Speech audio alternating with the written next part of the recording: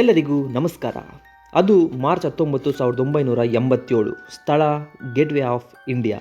ಎಲ್ಲ ಟೂರಿಸ್ಟ್ಗಳು ಅಲ್ಲಿದ್ದ ಹಿಸ್ಟೋರಿಕ್ ಪ್ಲೇಸಸನ್ನು ಆಶ್ಚರ್ಯದಿಂದ ನೋಡ್ತಿದ್ರೆ, ಸ್ವಲ್ಪ ಜನ ಮಾತ್ರ ಯಾರಿಗೋಸ್ಕರನೂ ವೆಯ್ಟ್ ಮಾಡ್ತಾಯಿದ್ರು. ಅವರು ನೋಡೋಕೆ ಗೌರ್ಮೆಂಟ್ ಆಫೀಸರ್ಸ್ ರೀತಿ ಕಾಣ್ತಿದ್ರು. ಸ್ವಲ್ಪ ಹೊತ್ತಲ್ಲೇ ಅವರು ಯಾರಿಗಾಗಿ ವೆಯ್ಟ್ ಮಾಡ್ತಿದ್ರೋ ಆ ವ್ಯಕ್ತಿ ಬಂದು ಅಲ್ಲಿ ವೆಯ್ಟ್ ಮಾಡ್ತಿದ್ದವರನ್ನು ಒಂದು ಬಸ್ನಲ್ಲಿ ಕರೆದುಕೊಂಡು ಹೋಗುತ್ತಾನೆ. ಇದರ ನಂತರ ಏನಾಯಿತು ಅನ್ನೋದು ಇಂಡಿಯಾ ಹಿಸ್ಟ್ರಿಯಲ್ಲೇ ಯಾರೂ ಮರೆಯದ ಘಟನೆಯಾಗಿ ಉಳಿದಿದೆ. ಗೇಟ್ವೇ ಆಫ್ ಇಂಡಿಯಾ ಬಳಿ ವೆಯ್ಟ್ ಮಾಡುತ್ತಿದ್ದವರು ಯಾರು? ಮಾರ್ಚ್ 19, 1987 ಅವರು ಎಲ್ಲಿಗೆ ಹೋದರು? ಪೊಲೀಸ್ಗೆ ಹಲವು ವರ್ಷ ತಲೆನೋವು ಆದ ಈ ಮಿಸ್ಟರಿ ಕೇಸ್ ಬಗ್ಗೆ ತಿಳಿದುಕೊಂಡು ಬರೋಣ ಬನ್ನಿ. ಇದು ನಿಮ್ಮ YouTube channel Insight by Gautam. Gateway of ಇಂಡಿಯಾಯಿಂದ ಬಸ್ಸಲ್ಲಿ ಹೊರಟ ಎಲ್ಲರೂ CBI ಆಫೀಸರ್ಸ್. ಅವರು ಒಂದು ರೈಡ್ಗೆ ಹೋಗ್ತಿದ್ದಾರೆ ಅಂತ ಗೊತ್ತಿದ್ದರು, ಆದರೆ ಎಲ್ಲಿಗೆ ರೈಡ್ ಮಾಡಲು ಹೋಗ್ತಿದ್ದಾರೆ ಅಂತ ಲಾಸ್ಟ್ ಮಿನಿಟ್ವರೆಗೂ ಗೊತ್ತಿರಲಿಲ್ಲ. ಅಫ್ಕೋರ್ಸ್ CBI ರೈಡಲ್ಲಿ ಅಷ್ಟೊಂದು ಸೀಕ್ರೆಸಿ ಮೇಂಟೈನ್ ಮಾಡ್ತಾರೆ ಅನ್ನೋದು ನಿಮಗೂ ಗೊತ್ತಿರುತ್ತೆ. ಬಸ್ನಲ್ಲಿ CBI ಆಫೀಸರ್ಸ್ ಎಲ್ಲಿಗೆ ಹೋಗ್ತಿರೋದು ಮತ್ತು ಅಲ್ಲಿಗೆ ಹೋದ ಮೇಲೆ ಅವರು ಏನೇನು ಮಾಡಬೇಕೆಂದು ಇನ್ಸ್ಟ್ರಕ್ಷನ್ ನೀಡಲಾಗಿತ್ತು. CBI ಆಫೀಸರ್ಸ್ ಟ್ರಾವೆಲ್ ಮಾಡಿದ ಬಸ್ ಚೌಹಾಟಿ ಬೀಚ್ ಪಕ್ಕ ಇರೋ ಒಪೆರಾ ಹೌಸ್ ಬಳಿ ಬಂದು ನಿಲ್ಲುತ್ತದೆ. ಅಲ್ಲಿ ಇಳಿದ ಆಫೀಸರ್ಸ್ ಬೇಗ ನಡೆಯಲು ಸ್ಟಾರ್ಟ್ ಮಾಡುತ್ತಾರೆ. ಅಷ್ಟು ಜನ ಹೋಗಿದ್ದು the famous TBZ jewellery shop. Once officer shop ಒಳಗೆ ಎಂಟ್ರಿ ಆದ ತಕ್ಷಣ ಶಟರನ್ನು ಕ್ಲೋಸ್ ಮಾಡಿ ಒಳಗೆ ಯಾರಿಗೂ ಪ್ರವೇಶ ಇಲ್ಲ ಎಂದು ಸೈನ್ ಬೋರ್ಡ್ ಇಡುತ್ತಾರೆ. CBIನ ಚೀಫ್ ಆಫೀಸರ್ ಶಾಪ್ ಓನರ್ ಆದ ಪ್ರತಾಪ್ ಝವೇರಿ ಹತ್ತಿರ ಬಂದು, ಇಲ್ಲಿ ನಾವು ರೈಡ್ ಮಾಡಲು ಬಂದಿದ್ದೇವೆ ಎಂದು ಹೇಳುತ್ತಾನೆ. ಚೀಫ್ ಆಫೀಸರ್ ತನ್ನ ID ಕಾರ್ಡ್ ತೋರಿಸಿ ಗೌರ್ನಮೆಂಟ್ ಇಶ್ಯೂ ಮಾಡಿದ್ದ ರೈಡ್ ನೋಟಿಸ್ ಸಹ ತೋರಿಸಿ ಅವನಿಗೆ ಕೋಆಪರೇಟ್ ಮಾಡಲು ಹೇಳುತ್ತಾನೆ. ಪ್ರತಾಪ್ ಝವೇರಿ ತುಂಬ ಗಾಬರಿಗೊಳಗಾಗುತ್ತಾನೆ. ಎಲ್ಲ CBI ಆಫೀಸರ್ಸ್ ಅಲ್ಲಿರುವ ಗೋಲ್ಡ್ ಮತ್ತು ಕ್ಯಾಶ್ನ ಚೆಕ್ ಮಾಡಲು ಪ್ರಾರಂಭಿಸುತ್ತಾರೆ. ಆ ಅಂಗಡಿಯಲ್ಲಿದ್ದ ಪ್ರತಾಪ್ ಝವೇರಿ ಸ್ಟಾಫ್ಸ್ ಆ್ಯಂಡ್ ಕಸ್ಟಮರ್ಸ್ನ ಒಂದು ಕಡೆ ನಿಲ್ಲಿಸಿ ತರುವಾಗಿ ಪರಿಶೀಲನೆ ಮಾಡುತ್ತಾರೆ. ಶಾಪಲ್ಲಿ ಇದ್ದ ಫೋನ್, CCTV ಎಲ್ಲವನ್ನು ಡಿಸ್ಕನೆಕ್ಟ್ ಮಾಡುತ್ತಾರೆ ಹಾಗೂ ಶಾಪ್ ಓನರ್ ಪ್ರತಾಪ್ ಝವೇರಿ ಹತ್ತಿರ ಇರುವ ಲೈಸೆನ್ಸ್ಡ್ ಗನ್ನನ್ನು ತೆಗೆದು ಒಂದು ಕಡೆ ಸೇಫ್ ಆಗಿ ಇಡುತ್ತಾರೆ. ಈ ರೈಡ್ 45 ನಿಮಿಷಗಳ ಕಾಲ ನಡೆಯುತ್ತದೆ. ಈ ಶಾಪಲ್ಲಿ ಅಕೌಂಟ್ಗೆ ಸಿಗದ ಹಣ ಮತ್ತು ಲೋ ಕ್ವಾಲಿಟಿ ಗೋಲ್ಡ್ನ ಸೀಸ್ ಮಾಡಿ ಸೆಪ್ರೇಟಾಗಿ ಪ್ಯಾಕ್ ಮಾಡಿ ಸೀಲ್ ಹಾಕುತ್ತಾರೆ. ಅದೇ ಸಮಯದಲ್ಲಿ ಬೇರೆ ಕಡೆ ನಡೆಯುತ್ತಿದ್ದ ರೈಡನ್ನು ಸೂಪರ್ವೈಸ್ ಮಾಡಲು ಚೀಫ್ ಆಫೀಸರ್ ಅಲ್ಲಿಂದ ಹೊರಡುತ್ತಾರೆ. ಆದರೆ ಅವರ ಜೊತೆ ಬಂದ ಉಳಿದ CBI ಆಫೀಸರ್ಸ್ ಅಲ್ಲೇ ಇರುತ್ತಾರೆ. ಸೀಸ್ ಮಾಡಿದ ದುಡ್ಡು ಮತ್ತು ಗೋಲ್ಡ್ನ ತೆಗೆದುಕೊಂಡು ಹೋದರೂ ಈ CBI ಆಫೀಸರ್ಸ್ ಯಾಕೆ ಅಲ್ಲೇ ನಿಂತಿದ್ದಾರೆ ಎಂದು ಜ್ಯುವೆಲ್ಲರಿ ಶಾಪ್ ಓನರ್ಗೆ ಅರ್ಥವಾಗುವುದಿಲ್ಲ. ಹೀಗೆಯೇ 1 ಅವರ್ ಕಳೆಯುತ್ತದೆ. CBI ಆಫೀಸರ್ಸ್ ಬಾಗಿಲನ್ನೇ ನೋಡುತ್ತಿರುತ್ತಾರೆ. ತಾಳ್ಮೆಯನ್ನು ಕೈಬಿಟ್ಟ ಒಬ್ಬ CID ಆಫೀಸರ್ ಪ್ರತಾಪ್ ಝವೇರಿ ಹತ್ತಿರ ಹೋಗಿ, ಚೀಫ್ ಆಫೀಸರ್ ಹೋಗಿ ತುಂಬ ಹೊತ್ತಾಯಿತು, ಅವರು ವಾಪಸ್ ಬರೋ ಥರ ಕಾಣಿಸ್ತಿಲ್ಲ, ನಾವು ಹೋಗ್ಬೋದಾ ಎಂದು ಕೇಳುತ್ತಾನೆ.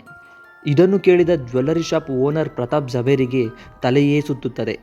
ರೈಡ್ಗೆ ಬಂದ ಆಫೀಸರ್ಸ್ ಈ ರೀತಿ ಕೇಳುವುದನ್ನು ಅನುಮಾನ ಪಡುತ್ತಾನೆ. ತಕ್ಷಣ ಗಾಬರಿಯಿಂದ ಪೊಲೀಸ್ಗೆ ಫೋನ್ ಮಾಡುತ್ತಾನೆ. ಹೌದು ಫ್ರೆಂಡ್ಸ್, ನೀವು ಗೆಸ್ ಮಾಡಿದ್ದು ಕರೆಕ್ಟ್. ಚೀಫ್ ಆಫೀಸರ್ ಅಂತ ಹೇಳಿಕೊಂಡು ಬಂದ ವ್ಯಕ್ತಿ ಆ ಜ್ಯುವೆಲ್ಲರಿ ಶಾಪನ್ನು ಎಲ್ಲರೂ ನೋಡುವಾಗಲೇ ರಾಬರಿ ಮಾಡಿದ್ದ. ಈ ಕೇಸನ್ನು ಹ್ಯಾಂಡಲ್ ಮಾಡಿದ್ದ DCP SM ಮುಷ್ರೀಫ್ ಈ ಕೇಸ್ನ ಡೀಟೇಲ್ಸನ್ನು ಪ್ರೆಸ್ ಮುಂದೆ ಬಿಚ್ಚಿಡುತ್ತಾರೆ. ಇದನ್ನು ಕೇಳಿದ ಪ್ರೆಸ್, ಪಬ್ಲಿಕ್, ಪೊಲೀಸ್ ಶಾಕ್ಗೆ ಒಳಗಾಗುತ್ತಾರೆ. ಒಬ್ಬ ವ್ಯಕ್ತಿ ಹೀಗೆಲ್ಲ ಹೇಗೆ ಮಾಡ್ತಾನೆ ಅಂತ ಆಶ್ಚರ್ಯಚಕಿತಗೊಳಗಾಗುತ್ತಾರೆ. ಈ ಕೇಸ್ನ ಡೀಟೇಲ್ಡ್ ರಿಪೋರ್ಟ್ ಹೇಗಿತ್ತು? ಅದು ಸರಿಯಾಗಿ ಮಾರ್ಚ್ 17, 1987 ರೈಡ್ ನಡೆದ 2 ದಿನಗಳ ಮುಂಚೆ the Times of India news ಪೇಪರಲ್ಲಿ ಒಂದು ನ್ಯೂಸ್ ಪಬ್ಲಿಷ್ ಆಗುತ್ತದೆ. ಅದರಲ್ಲಿ ಇಂಟೆಲಿಜೆನ್ಸ್ ಆ್ಯಂಡ್ ಸೆಕ್ಯೂರಿಟಿ ಆಫೀಸರ್ಸ್ ಪೋಸ್ಟ್ಗಳಿಗೆ ಗ್ರ್ಯಾಜುಯೇಟ್ಸ್ ಅಪ್ಲೈ ಮಾಡ್ಬೋದು ಅನ್ನೋ ನೋಟಿಫಿಕೇಷನ್ ಬಂದಿರುತ್ತದೆ. ಆದರೆ ಇಂಟರ್ವ್ಯೂ ನೆಕ್ಸ್ಟ್ ಡೇನೇ ಇರುತ್ತದೆ. ಅಂದರೆ ಮಾರ್ಚ್ 18, 1987 ಇದ್ದ ಕಾರಣ ನೂರಾರು ಗ್ರ್ಯಾಜುಯೇಟ್ಸ್ ಹರಿಬರಿಯಲ್ಲಿ ಇಂಟರ್ವ್ಯೂಗೆ ಅಟೆಂಡ್ ಮಾಡುತ್ತಾರೆ. ಆ ಇಂಟರ್ವ್ಯೂಯಲ್ಲಿ ಸೆಲೆಕ್ಟ್ ಆದ 26 ಜನನೇ TBZ ಜ್ಯುವೆಲ್ಲರಿ ಶಾಪಲ್ಲಿ ರೈಡ್ ಮಾಡಿದ ವ್ಯಕ್ತಿಗಳು. ಇವರನ್ನು ಸೆಲೆಕ್ಟ್ ಮಾಡಿದ್ದು ಚೀಫ್ CBI ಆಫೀಸರ್ ಎಂದು ರಾಬರಿಯಲ್ಲಿ ಹೇಳಿಕೊಂಡಿದ್ದ ರಾಮ್ ಮೋಹನ್ ಸಿಂಗ್. ಇದರಲ್ಲಿ CBI ಆಫೀಸರ್ ಆಗಿ ಬಂದಿದ್ದ ಆ 26 ಜನ ಗ್ರಾಜ್ಯುಯೇಟ್ಸ್ ಅವನು ನಿಜವಾದ CBI ಆಫೀಸರ್ ಆ್ಯಂಡ್ ಅವರು ಮಾಡಿದ್ದು ನಿಜವಾದ CBI ಡಿಪಾರ್ಟ್ಮೆಂಟ್ ಏರ್ಪಡಿಸಿದ ಮಾಕ್ ರೈಡ್ ಎಂದು ನಂಬಿದ್ದರು. ಜ್ಯುವೆಲ್ಲರಿ ಶಾಪನ್ನು ರಾಬರಿ ಮಾಡಿದ ರಾಮ್ ಮೋಹನ್ ಸಿಂಗ್ ಅನ್ನು ಪೊಲೀಸರು ಕೇರಳದಿಂದ ದುಬೈವರೆಗೂ 40 ವರ್ಷಗಳ ಕಾಲ ಹುಡುಕಿದ್ದಾರೆ. ಆದರೆ ರಾಮ್ ಮೋಹನ್ ಸಿಂಗ್ ಅನ್ನೋನ್ ಪರ್ಸನ್ ಆಗಿಯೇ ಉಳಿದಿದ್ದಾನೆ. ಇಷ್ಟು ನೀಟಾಗಿ ರಾಬರಿ ಮಾಡಿದ ರಾಮ್ ಮೋಹನ್ ಸಿಂಗ್ ಎಂದು ಹೇಳಿಕೊಂಡ ಆ ವ್ಯಕ್ತಿ ರಾಬರಿಗಾಗಿ ಏನೇನು ಮಾಡಿದ್ದಾನೆ ಎಂದು ಕೇಳಿದರೆ ನೀವು ಸಹ ನಿಬ್ಬೆರಗಾಗುತ್ತೀರಾ. ಮೊದಲನೆಯದಾಗಿ ಇಂಟರ್ವ್ಯೂಗಾಗಿ ಬಂದ ಕ್ಯಾಂಡಿಡೇಟ್ಸ್ ಹತ್ತಿರ ಅವನು ಒಬ್ಬ CID ರಾ ಏಜೆಂಟ್ ಒಂದು ಎಮರ್ಜೆನ್ಸಿ ಆಪರೇಷನ್ಗಾಗಿ ಈ ಸೀಕ್ರೆಟ್ ರಿಕ್ರೂಟ್ಮೆಂಟ್ ಎಂದು 26 ಗ್ರಾಜ್ಯುಯೇಟ್ಸನ್ನು ನಂಬಿಸಿದ್ದಾನೆ. ರೈಡ್ಗೆ ಬಂದ ಎಲ್ಲರಿಗೂ ಸಹ ಫೇಕ್ ಐಡಿಯನ್ನು ರೆಡಿ ಮಾಡಿರುತ್ತಾನೆ. ಆ್ಯಂಡ್ ಗೌರ್ಮೆಂಟಿಂದ ಬಂದ ಹಾಗೆಯೇ ಕಾಣುವಂತೆ ಒಂದು ನೋಟಿಸ್ ಸಹ ರೆಡಿ ಮಾಡಿರುತ್ತಾನೆ.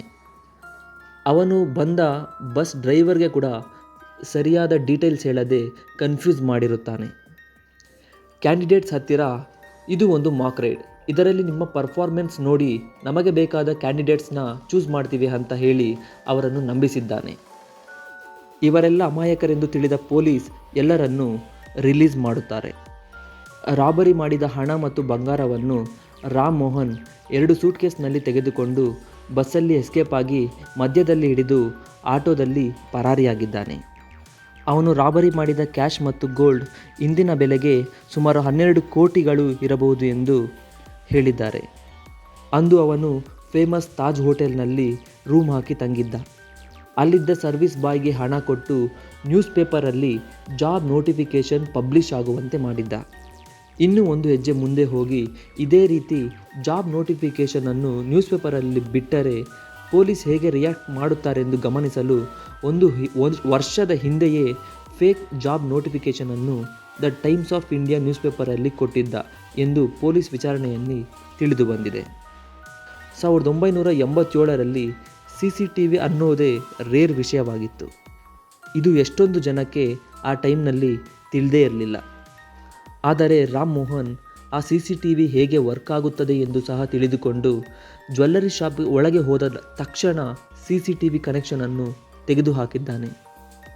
ಹೀಗೆ ಹಲವಾರು ಜನರು ಯೋಚಿಸಲಾಗದ ವಿಷಯವನ್ನು ರಾಮ್ ಮೋಹನ್ ಸಿಂಗ್ 1987ರಲ್ಲಿ ಯಶಸ್ವಿಯಾಗಿ ಮುಗಿಸಿ ಪೊಲೀಸರಿಗೆ ಚಳ್ಳೆ ಹಣಿಸು ತಿನ್ನಿಸಿದ್ದಾನೆ. ಅಂದು ಪರಾರಿಯಾದ ರಾಮ್ ಮೋಹನ್ ಈ ಸೆಪ್ಟೆಂಬರ್ 2025ರವರೆಗೂ ಮಿಸ್ಟರಿಯಾಗಿಯೇ ಉಳಿದಿದ್ದಾನೆ. ನಿಮ್ಮ ಪ್ರಕಾರ ರಾಮ್ ಮೋಹನ್ ಸಿಗದಿರಲು ರೀಸನ್ ಅವನ ಬೋಲ್ಡ್ ಮೂವಾ ಅಥವಾ ಇಂಟೆಲಿಜೆನ್ಸಾ ಎಂಬುದನ್ನು ಕಮೆಂಟ್ ಮಾಡಿ. ನಿಮಗೆ ಈ ವಿಡಿಯೋ ಇಷ್ಟ ಆಗಿದರೆ ಲೈಕ್ ಮಾಡಿ, ಶೇರ್ ಮಾಡಿ. ಇಂತಹ ಹಲವು ಇಂಟ್ರೆಸ್ಟಿಂಗ್ ಸ್ಟೋರೀಸ್ಗಾಗಿ ಸಬ್ಸ್ಕ್ರೈಬ್ ಮಾಡಿ. ಮತ್ತೊಂದು ವಿಡಿಯೋ ಜೊತೆ ನಿಮಗೆ ಸಿಗ್ತೀನಿ.